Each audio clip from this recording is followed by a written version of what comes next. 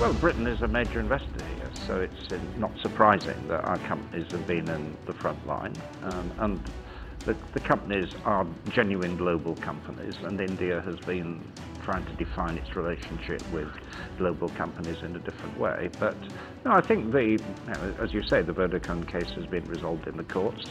And I take that in a positive way, because although the political decisions are now being made in a way that's helpful, it reminds us that in India there is the rule of law. That isn't true in many emerging markets. If Vodafone, like a case were to happen in UK, would you let a company go scot-free without paying tax? Is India justified in trying to get its pound of flesh from Vodafone? Well, the issues around taxation are not unique to India. You know, both the Chancellor and I spoke out quite strongly at our party conferences about American technology companies which don't seem to pay very much tax in the UK. That's right. But we're clear that we do welcome them, and we do welcome them investment. We're not trying to drive them away. But trying to apportion tax in a globalized world is actually quite difficult. Because intellectual property is valued in different ways in different countries. If different countries have different tax rates, it's not surprising that companies arbitrage. I mean, that's what they're there for. Right. So it's the government to provide clear rules and an attractive tax environment. The question that I want to ask you, and particularly on today's verdict, is that it's on the transfer pricing case. The courts have said that the tax man cannot really question the undervaluation of shares between group entities, two parent companies.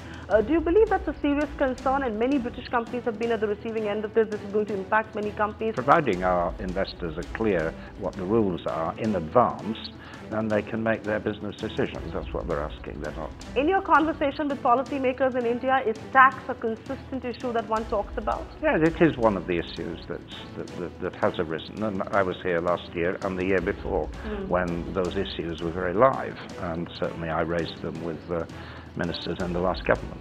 As a policymaker, would you actually want them to bury the hatchet, go in for conciliation? Well, it's not my job to tell them what to do. Right? There's a variety of players here. The Indian courts, and you have the rule of law, and it's not my job as a foreign minister to get in any way involved in that. Well, I would like them to prosper here and to expand their operations here, and it's for them to work out the next steps, not for me. Find us on Facebook at facebook.com/ETNow, and don't forget to click the like button. You can also follow us on Twitter at ETNowLive. To stay updated with all our programming, hit the subscribe button on our YouTube channel by logging on to youtube.com/user/ETNow.